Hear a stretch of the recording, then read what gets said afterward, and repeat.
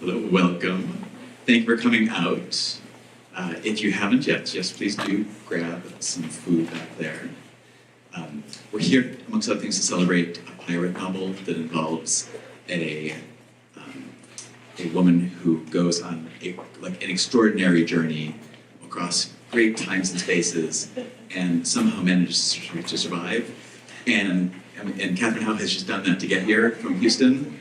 So thank you for coming here. Thank you for having me, Professor Brown. Thank you, everybody, for coming tonight. I'm delighted to see so many people. Double thanks to the bookstore for coming.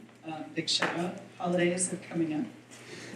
I have a couple of great books that your grandmother will love. So at the end of this talk, we will hold the book raffle. Right, so you'll notice there are a number of books back there that we have procured. And then if you don't happen to win the book raffle, then there are also books to be purchased. Or if you do win the book raffle and you realize that you have friends or family who want a book, you can purchase a copy of the book or any of Katherine Howe's other books, which we will talk about. I will talk about in a moment in the formal introduction. Someone at my event yesterday bought a copy for her cardiologist. So, okay. So think about the doctors in your life. And if you procure one of these books, I bet that we could get Katherine Howe to sign it for you. Yes, most definitely. Yeah. Also, foreheads, Yes. not feet. You just have to know the name of your cardiologist for this to work out. So maybe do some Googling. All right, I'm going to do now. So we're going to talk for a while, and then we'll hold the raffle, we'll get the books, and then we'll have time for signing, and we'll have time for continued eating, and some time after our talking to have a little bit of time for you all to ask questions, if you'd like to ask questions. So please. Feel free to sit in the front row. I know it's like class, you're great, but we're not going to call it. It's okay. And I wash my hands and everything. It's okay to sit in the front row. All right, I am going to begin the formal part of our introduction now. So welcome. Now, before I get started, I'd like to acknowledge that our campus sits on the unceded traditional lands of the United Nations as a part of the larger Haudenosaunee Confederacy. Please take a moment to consider the many legacies of violence, displacement, migration, and settlement that bring us together here today. Now, that list, violence, displacement, migration, settlement, these are also themes that Katherine Howe looks squarely at in two of her most recent books. One is that first book is A True Account. This is the novel that we are here to celebrate the launch of today. The other is Astor, written with Anderson Cooper, and it is the history of the Astor family, founded on the building of an extractive empire centered around the beaver pelt trade in the American West. Both of these books, like all of Katherine Howe's books, draw the reader in. Howe builds complete and compelling characters. She's a tactile writer, so you feel as if by touch what her characters feel. She captures somehow a sense of what it was like to live in the American past. She does this without sacrificing the page-turning plot and with a wry and warm humor. Clearly nothing that she possesses in real life. Yeah, I played that really poorly, didn't I? This is really good for my self-esteem. Thank you. Keep going. Don't stop. I'm not. There's like so much more here to read.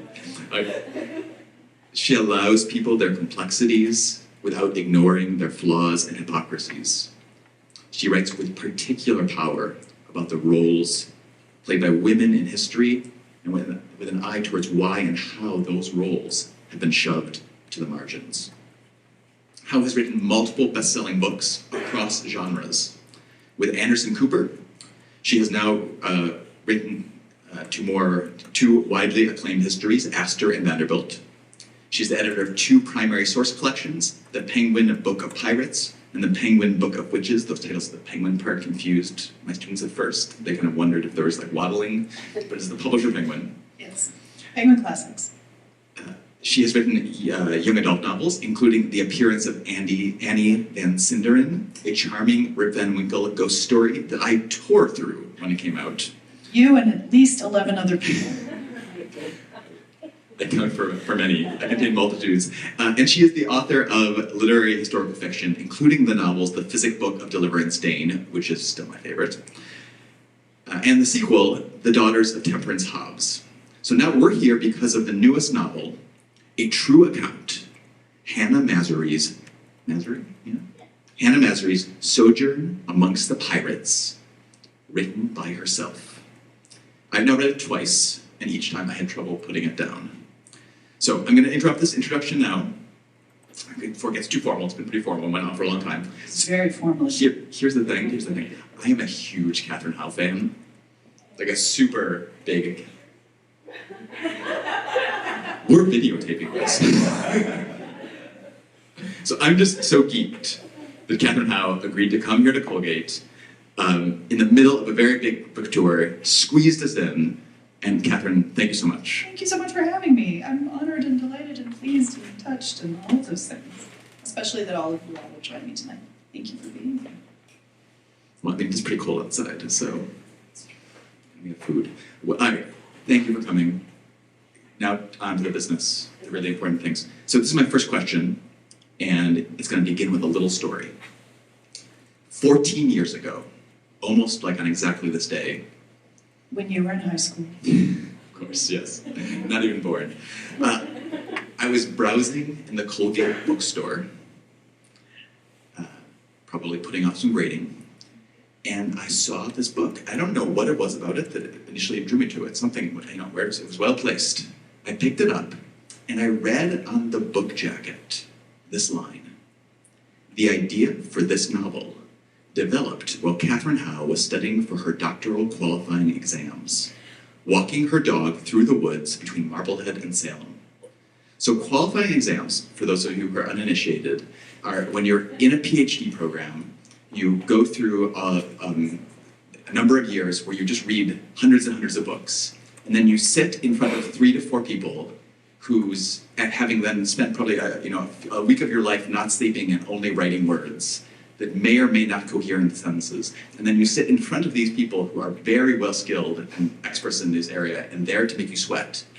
And they press you on all those maybe coherent sentences that you put together in a week of not sleeping. If I may correct you, the way it worked when I did my oral exams was that I spent quite a bit of time reading 400 books, and then I sat in front of a panel of 4 professors and they asked me whatever they wanted. And there was no writing part. Well, you did the writing part first. No, there was no writing part. There was just an oral exam that went on as long as they wanted, and they asked me whatever they wanted. How long were you in there for? I don't remember. Yeah, I passed them. So this then advances one to candidacy if one wants to then continue a PhD, which usually then involves doing some sort of book. Yeah, well, but this also turned into a book, but not the kind of book that it was expected. So I picked up this book and I took it home. Not the kind of book that actually awards you a PhD. I should point out. Details. So what it did get is it got me to buy this book from the Colgate bookstore, and I carried it home with me, and I waited, and then that winter break, after my first semester teaching at Colgate, I sat down, and I was just blown away by this book. So I want to know, can you tell us the story of how you decided to take this process, which normally leads one way, and you took it a very different way? Like, how did you get into this novel? Okay, that's a good question. So I was in graduate school, and I don't know how many of you know that in the early aughts, for reasons that no one has heretofore been able to explain, but possibly due to the film Ocean's 11, there was a poker fad. Do you know about the poker fad in the early aughts? There was a huge poker fad. For some reason, everyone was playing Texas Hold'em all the time. Rounders as well, movie rounders. Maybe rounders, okay. Well, I was one of those people. And one of the things that's nice about being in a humanities grad program during a poker fad is that humanities grad students are broke all the time, like super, super, super deep broke. Like my husband and I would go to receptions at the end in the classics department because they never ate their cheese. And then we would just walk off the cheese platter like ants, stealing it. And then we would, I'm not kidding, and we would live off of them. Like Harvard classics department cheese is what kept me from starving my first year at Boston University, which had no funding to speak of. So the thing about poker is if you are a halfway decent card player and you're playing a friendly game with a $10 buy-in, you can make $90 a week, which is like a lot of money if you play your cards right. Pardon me, bad expression. So I was playing poker a fair amount, and I was fortunate that I was playing poker with some very smart people, and one of those smart people was a novelist named Matthew Pearl, who writes historical fiction. That's the Matthew Pearl connection. Matthew Pearl was in my poker group. Matthew Pearl's in my poker group. So I'd been studying for my oral exams, and I was in American Studies, American and New England Studies in the doctoral program. We need to explain who Matthew Pearl is. Oh, Matthew Pearl, his best-known book is The Dante Club. He was a New York Times best-selling historical fiction author, and also all-around delightful and charming and wonderful human being, who started writing fiction, interestingly enough, while he was in law school. So he, too, started writing fiction because he was supposed to be doing something else that turns out he didn't want to do. So I was in coursework, I was teaching, I was preparing for my oral exams, and American Studies is like interdisciplinary American history. And in my case, it's history and literature. In my case, it was actually history and art history, because my background was in art history. I'd worked in museums before grad school, and I'd majored in art history and philosophy as an undergrad. So I was very interested in visual and material culture, so stuff and culture and images and how those things can convey meaning and power. And I was interested in something beyond the sort of like high culture of art, traditional art history. And so that's what I was doing. So my fields were American history, American art history, American architectural history and material culture, and American film. So the American film is why I wrote Ian Manson as a film student in it.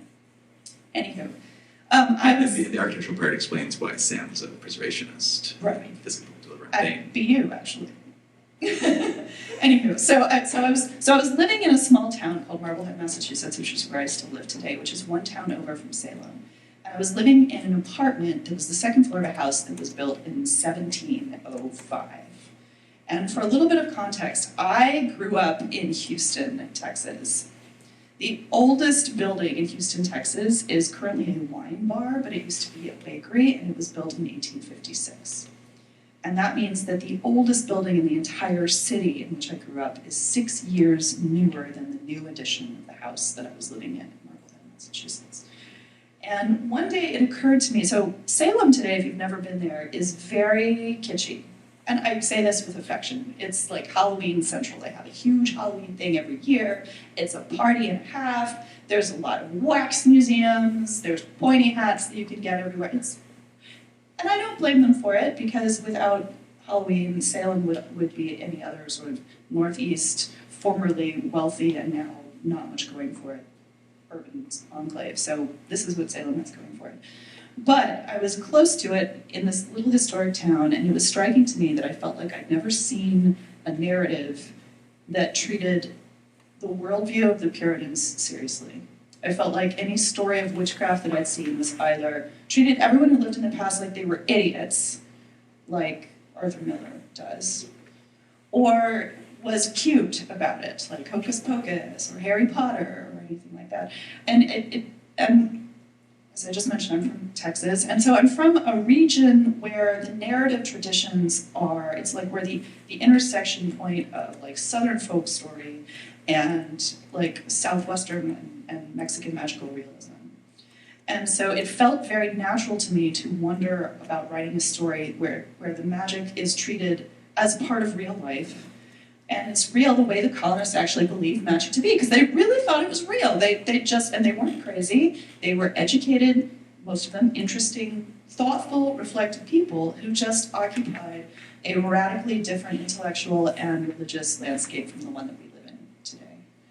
And so the genesis of Physick book, I started imagining this story to myself while I was preparing for my oral exams as a way of keeping my brain occupied from being totally flipped out and anxious and afraid and worrying about how broke I was. And my husband and I, we were so broke that we kept, how broke were you?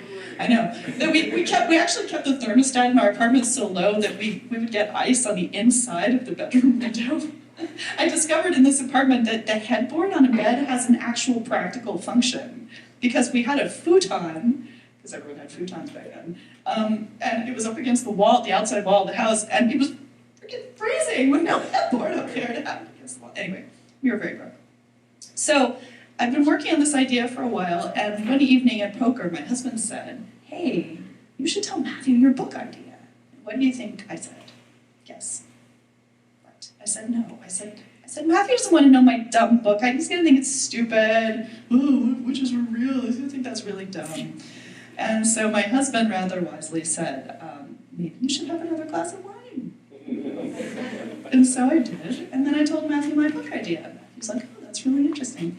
And then a few weeks passed. I don't remember exactly how much time passed because this was a while ago now. I passed my oil exams. Yay, hurrah. And then I had to come up with a dissertation topic, and I was casting around for different ideas and running into wall after wall after wall. I was teaching composition, and I was in the general sort of mid-doctoral program doldrums, when one day Matthew called me from the train, and he said, listen, I hope you don't mind, this is my favorite Matthew, I hope you don't mind, but I told my agent your novel idea, and she'd like to talk to you. And I did not mind at all, and I went down to New York. By the way, this is not how novels get published. This never happens. I went down to New York, and I essentially pitched her my idea. And she was like, that could be interesting. Why don't you go write a sample chapter and just see how it is? Okay, of course, mind you, I'm supposed to be writing a dissertation, right? So I go home and I write a sample chapter and I send it to her, expecting never to hear from her again. She writes me back and she says, this isn't how we're going to start this book, but I like your voice. Start over. I was like, okay, fling. I'm still supposed to be writing a dissertation. Long story short, I wrote, every time I'd write a couple of chapters, I'd send them along expecting her never to write me back. And I felt like I was playing a video game I'd never played before in my life, and yet I kept leveling up. I was just like, oh my God, I want to do it. And that is how that book came about. And then that book sold, and as part of it, a deal for 2 books. And I'd written a couple of different dissertation ideas, and they'd gone nowhere, and they'd fizzled, and so I just blundered into really the only career that I'm qualified to have. So that was a long answer. That was a great answer, though. I got through graduate school my partner and I did a lot of functional MRI experiments in the psychology department that they pay us for. So we're going to be part of a long-term longitudinal study to find out what exposure to high-intensity magnets, what that does for a long period of time. Did you buy your TA clothes on eBay? Because I got really good at shopping for TA clothes on eBay and then reselling them. Yes. So in that answer you just gave, I was struck by how you talk about the story coming out of how you grew up, about traditions, about feelings, about the place, and you have it really distinct from the academic work. So that part, I just feel like your bookshelf and misled me. But beyond that, merchandising. I read that. I published this at the time after I read it. It read to me like a historiographical argument in this. That I saw you taking this, and I knew some of the books, in fact, that you had read that took seriously folk religions, American religions, and I felt like they were being put forward here. So I'm going to ask, am I projecting? You're not projecting. You're not projecting at all. I'm a huge nerd, first of all, and I'm also very controlling. And but I also and come out of an academic tradition. So in just about every book of mine that you read, not only are you going to find really perhaps unhealthily focused attention to historical detail, you're also going to find usually a perspective or an argument that is to be made. So the big arguments that are going to show up in a true account are from Marcus Rediker, who, if you don't know his work, you will love it. He wrote Villains of All Nations. He's written very persuasively about the role of terror in the prosecution of piracy in the Golden Age, and also the way that pirates deployed terror as a strategy, things like that. So in Physick book, Mary Beth Norton, who ended up reading that book, and actually probably the greatest. Mary Beth Norton is one of the most important historians of colonial America ever, and gave me probably the biggest compliment of my life, where she said that she thought it was the best Salem fiction she'd ever read. And I was like, I can't believe that. That's incredible. Especially given that there's magic that's real in it and it's kind of silly. But yeah, there is definitely an argument to be made. And it actually makes me kind of crazy when other authors will not do their homework. And this is my own peccadillo, but it's a big one. And I think it's because I come out of academia. Like why would you? It's not a costume. History's not a costume, right? History is a different perspective. It's a different place. It's a different time. It's a different intellect. It's a different religious life. It is a different place. And if you're not going to spend at least a little bit of effort to understand where you're writing from, what are you doing? It's just playing dress up otherwise. It's playing masterpiece theater. And I have so little patience for it. And it's funny because there was a big article recently about how historical fiction is respectable now because big-time literary authors are doing it. But they're not doing it. Right. Oh, come on. But oftentimes I feel like it is done with this weird presentist bias, where it treats history as if it is either a costume or if it is merely a prelude to whatever is the important things, which is what's happening today. And I mean, I understand why that would be the case, and certainly there's an argument to be made that in a literary endeavor, the language is of paramount importance. But I'm a big nerd. I'm just too serious about history, and also. Am I going on too long? Am I ranting? Let me follow I'm you. ranting. Let me follow. I'm going to give you some more space to rant. I'm going to give you some more space to rant on this. So, in a number of your books, right, you tend to write historical fiction that is situated in the early modern period in colonial America, occasionally venturing into the 19th century. But then, interestingly, right, that these books are tricky because there's the parts that are like very clearly historical fiction, and then there's these parts that feel like they're modern. And they're often about these modern characters who are themselves historians doing history. And then you realize they too are actually like at least 20 years in the past. So like it's all historical fiction all the way down. So my question is, what do you have against the present? I have nothing against the present. Conversion was set in the present, mostly. You didn't read that one? Oh, that's my Conversion is my first YA novel, and it is also a Salem novel, and it is my clap back to Arthur Miller. Because after Physick book came out, so many people were like, what about the afflicted girls? What was the deal with the afflicted girls? And then I was living in Ithaca, actually, because my husband's a professor. Do y'all remember the Leroy, New York thing that happened? Okay, in like 2011-12, a group of adolescent girls in high school in Leroy, New York, there was an outbreak of mass hysteria, essentially. And there was all this, but initially there was a lack of explanation for why. Like, is it pollution in the groundwater? Is it this? Is it that? And I was watching this all play out on the news, and I was like, oh my God, it is the same. It is Salem, only they didn't know it was mass hysteria until a little while later they figured out, yes, it actually was. Essentially, mass psychogenic illness is what we would call it now. And I was like, okay, it'd be interesting to write a novel that is about, like, what is it about being an adolescent girl in particular that is this trans-historical phenomenon that causes this thing to happen. And it specifically, like, dismantles Arthur Miller's take on the afflicted girls, because his take on it makes me crazy. So I don't have anything against the present. Also, Annie Van Sinderen is mostly set in the present. Details. All right. But you're right. I've discovered as a mid-career novelist that I have a storytelling habit, and that is that I tend to have a character whose job it is to interpret the more historical story for the reader. And that person is often an academic or a student or something like that. And I've noticed that in myself, and I started asking myself if that's something that I should try to break myself out of. I don't know. We'll see how it goes with the next novel, which could go in a couple different directions. So, in your books, you, as we just talked about, often have a character who you vividly show us doing research. So I have an example. Okay. Which book is that? This is a Physick book. Okay. My original Physick book I can't find because I think I gave it away. It's one. My problem. I don't have any of your novels because I give them away to people after I read them. Oh, well, you should tell me. I can see.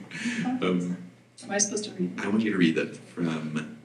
Do you have any idea how long it's been since I read this book? Well, I probably don't know what's going to happen in the passage. it should be really exciting for you then. Put my readers on. I got readers this year. Do you like them? Where? Start at some hours past. Some hours passed with Connie checking in the card catalog first for Prudence Bartlett, Mercy Lamson, and Deliverance Dane as book donors, or perhaps authors, with no result.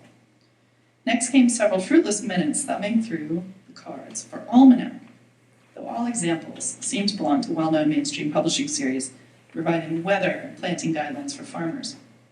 The library had one copy of Benjamin Franklin's satirical Poor Richard's Almanac, but none of the books were either particularly old or self-written. Finally, awash in frustration, she resorted to reading spines and eventually the frontispieces of all the books in the Almanac section of the collection with no success.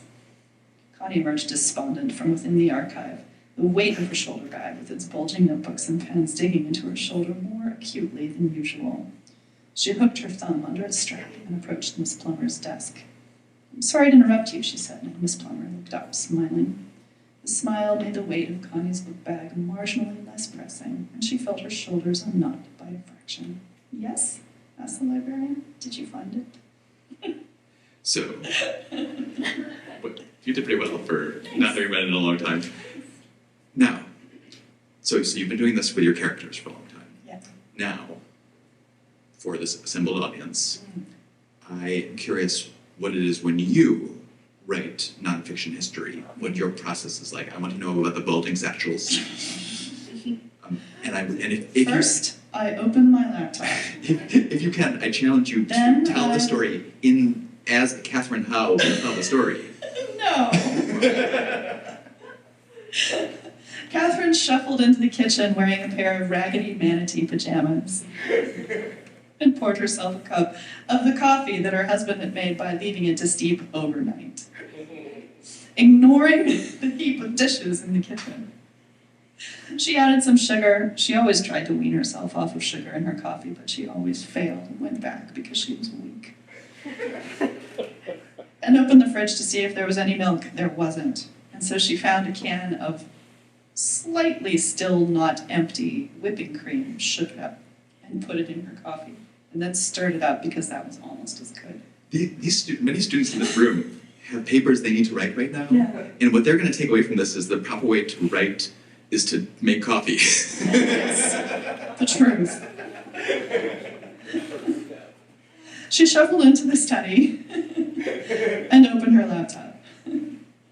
After a few minutes spent perusing Twitter, Facebook, Goodreads, Pinterest, Instagram, are there any more? I don't know. Yeah. And her email. She logged into the New York Public Library website and then went to Have to Trust. And from there, or maybe JSTOR. Sometimes I would start with JSTOR. Sometimes I would start with Have to Trust. Early English books online. That's a big one. For in all seriousness, though, for Vanderbilt and for Astor, I actually did go to. Vanderbilt we did during COVID, and so there was actually next to no archive access. We were among those people who fled New York City, thinking we'd be gone for 2 weeks. We were living in New York at the time, thinking we'd be gone for 2 weeks, and instead we were gone for 1.5 years. And so a couple days before we fled New York City, I went to the New York Historical Society. I was basically like, give me anything with the word Vanderbilt in it, and I scanned everything by taking pictures with my phone. And then, but if you look at Vanderbilt, most of the primary sources in that book are digital newspapers. It's such a gift, actually. There was at least one thing that I got from the Huntington that they scanned for me so that I wouldn't have to go and actually look at it. But we are living in a moment where, so one of the reasons that I tend to have my historians working in the past is because I find it more glamorous and exciting, Indiana Jones-like, to actually go and touch the books and spend time with the books. There's nothing particularly narratively compelling about watching me in my manatee pajamas browsing through Have You Trust, which is how most of my research unfolds now. Although not all of it. There was some random weird stuff that I got in actual hard copy at the New York Public when I was still there for pirate stuff. Taking photos of things in archives or having other people take them for us is a significant part of the work. It's part of the work. Yeah. So how is writing nonfiction, the research and the writing for nonfiction, how is it different, or is it different than when you're writing a novel? I found it very different, actually. So the order of operations, at least for me when working on fiction, is I will become interested in a particular moment in time. Usually a moment in time when something is changing very drastically. So Salem is a really obvious example. It's this really kind of startling final conflagration of the kind of religious panics of the early modern. And it is a moment in time also when regular people are actually at the center of the drama. So in my fiction, I really like to explore the lives of regular people. I'm really not your girl for Regency romance or for Tudor anything. Like, I just don't care about them at all. And I think that they get enough attention in real history. So there's an agenda. Can you sense that there's an agenda? Anyway, so order of operations is interest in a moment in time, steep in that moment in time. Try to come up with a fictional person who is as authentic to that moment in time as I feel I'm able to make her or him, to the best of my ability. You know, with what kinds of perspectives, education, assumptions, experiences, hang-ups, desires, you know, as far as I can understand them. And then see what that person is likely to do. And for creative nonfiction, it's the opposite. You have to start, when you start from an infinity of things that have happened, you have to zero in on who you're going to talk about and why. And then you're trying to ascertain as best you can from the knowledge of what they did in that particular moment in time, what kind of person they might be. And to do it in a way that is responsible and not overly, imaginative or projecting or anything like that. And that's really, it's pretty challenging. Also because on the rare instances when you find someone, so like the source that I got scanned by the Huntington was actually a journal by someone who was Alva Erskine Smith, Vanderbilt, Belmont. She made 2 attempts to write a memoir, and I had the Huntington scan and send me the notes that she'd done for this memoir. But what's interesting about that, you think that that would be like the best possible primary source, and to some extent it is. But in another extent, we're actually kind of unreliable chroniclers of our own lives. And one thing that was fascinating to me about Alva is, she was full of justifications for why she forced her daughter into this loveless marriage that was socially advantageous. She goes on about that for pages and pages and pages. She doesn't even mention the ball that she threw that is what actually catapulted the Vanderbilts into Gilded Age society, which has been dramatized. I think it's being dramatized this season on Gilded Age on HBO. I'm not caught up on this season yet. But she doesn't talk about it at all. Whereas like a historian, any historian, myself included, would look at Alva's life and be like, that is an important thing that happened. That is the thing that was really well documented. It was widely covered in the press. There's a lot of photographs of it. Like, if we're talking about the history of the Gilded Age, you can't leave out Alva's role. But Alva herself didn't think about it when she was thinking about her. She thought about her divorce. She thought about her forcing her daughter into this loveless marriage. She thought about the role that her divorce played in moving her towards feminist activism. That was actually very important and worthwhile for the book that we were doing, because we had a whole chapter about her activism. She had nothing to say about her years as a social climber, maybe because she wanted those to not be part of her story. So we're not actually all that reliable about ourselves. A psychology professor might disagree with me, but as a historian, I have my doubts. It's certainly about the way we write things. Since we're talking about these two ideas, right? Doing creative nonfiction, doing fiction, right? And so we often talk about disciplines using these geographical metaphors. We call them fields. we talk about there being like boundaries or borders between them. And so I want to think about how you think about fiction and creative nonfiction, or novels and history, historical fiction and history. Are these different countries? Do you have like dual citizenship and you just get to like move between them? Or is there another way that you conceive of them? That is a fascinating and maybe a slightly difficult question. I know that in fiction, I always feel very much like it is my responsibility to specifically articulate what I've made up and what I haven't. And that's why, and a lot of historical fiction authors don't bother to do this, but I always have an author's note at the end, which tells you what I changed and what I didn't change, usually. And sometimes it'll tell you like what some of my sources were. But maybe that is like a holdover from my, like I'm a relentless footnoter. Like I just footnoted Marcus Rediger when I was talking about, the arguments that informed the true account. So maybe that's part of it.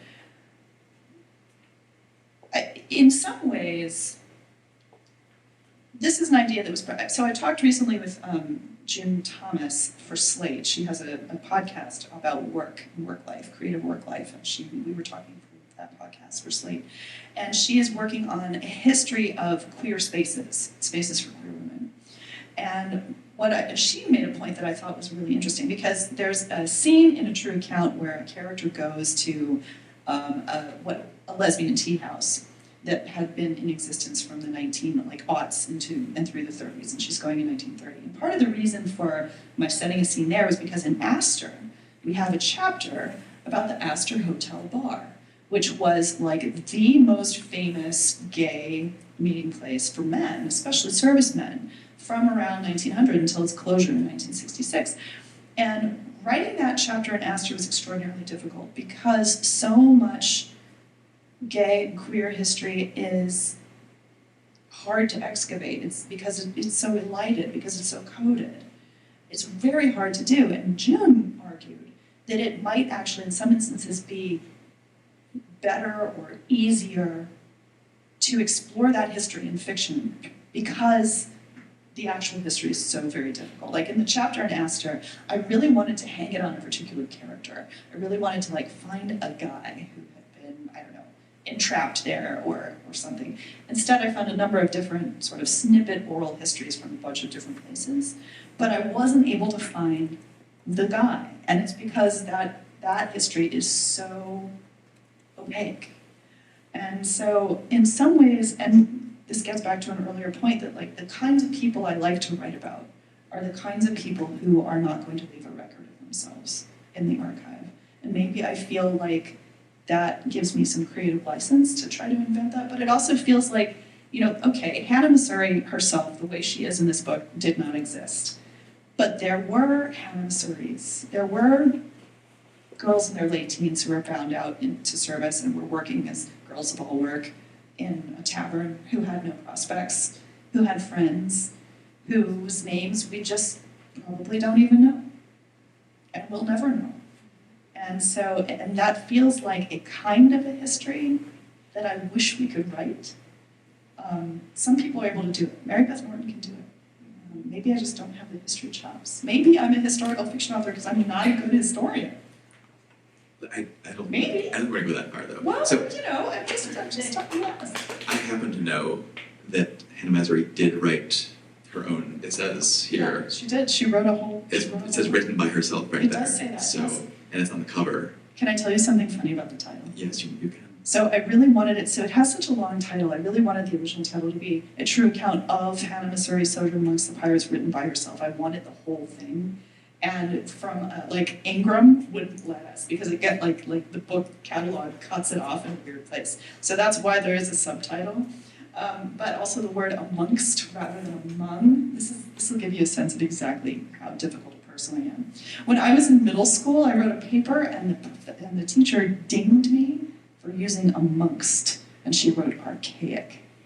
And I was so mad. She took points off for using amongst.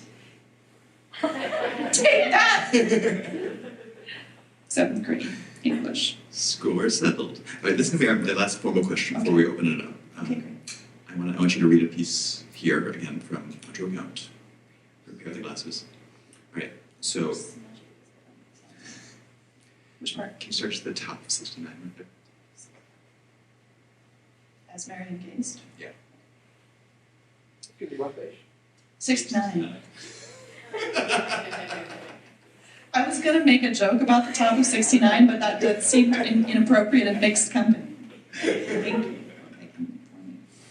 I'm sorry, I'm a sailor. I'm very coarse at times. As Marion gazed out over the chill expanse of water, she thought of Hannah Masury. If there was a Hannah Masury, there wasn't, of course, which is why her steady, predictable reappearance in Marion's thoughts was so irksome. Marion hated wasting so much time thinking about someone who didn't exist.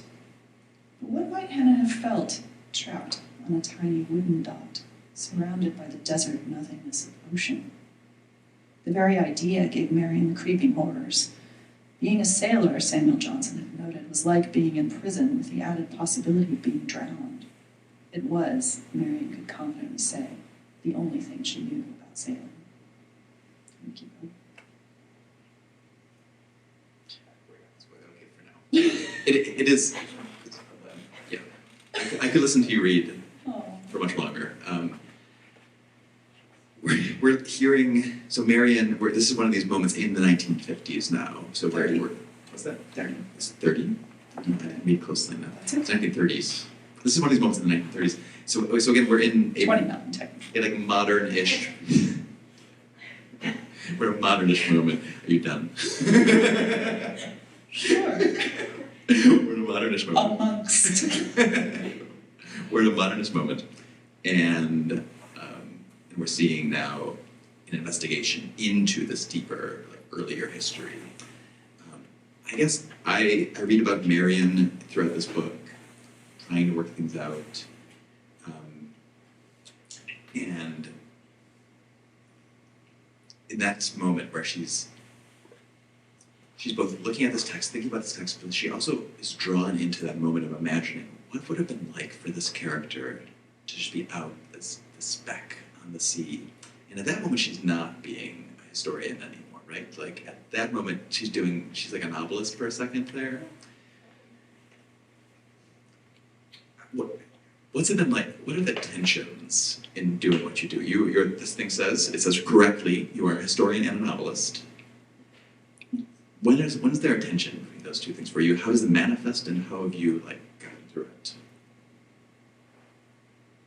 You have the good questions, Dan. That's a tough one. Certainly in writing the Vanderbilt and Astor books, there was, we would write from inside a point of view, inside a perspective. And in some instances, kind of like,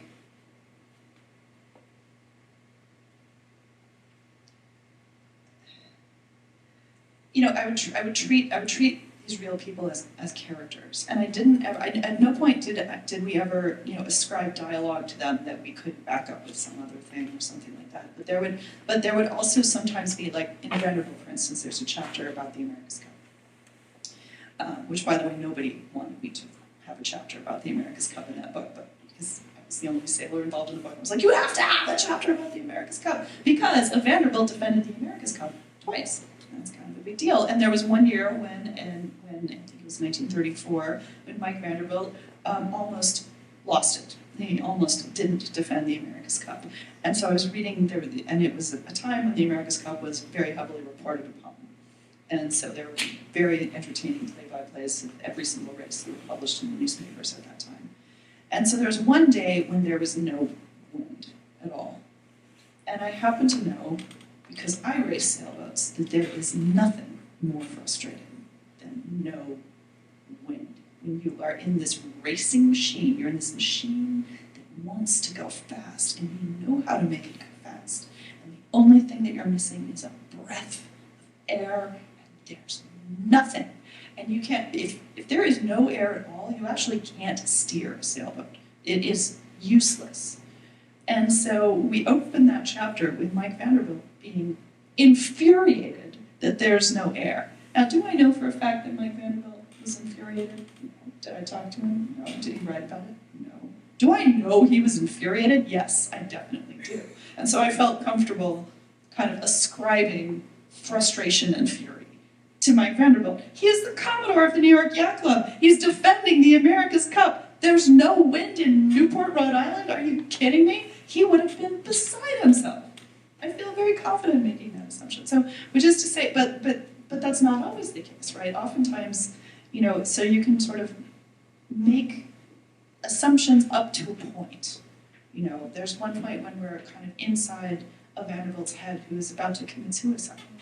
And we didn't go as deep into his head as I felt like we could go into Mike Vanderbilt's head. Because I felt like I had some understanding of the circumstance in which Mike Vanderbilt had lived, whereas I did not, unfortunately, not have quite that understanding for the other character, for lack of a better word. But of course, in fiction, you feel greater license, not license, but responsibility. One of the things that I thought was interesting, or that I wanted to explore in A True Account, which is one of the reasons the title is A True Account, is it possible to have emotional truth with factual falseness, which every fiction writer is trying to achieve. If there's no emotional truth, then the fiction has failed. And the challenge in nonfiction is to try to get emotional truth and factual truth at the same time. So maybe it's a slightly different bar. But absolutely the emotional impact is what must win out first. In fact, the emotional impact has to win ahead of historical accuracy.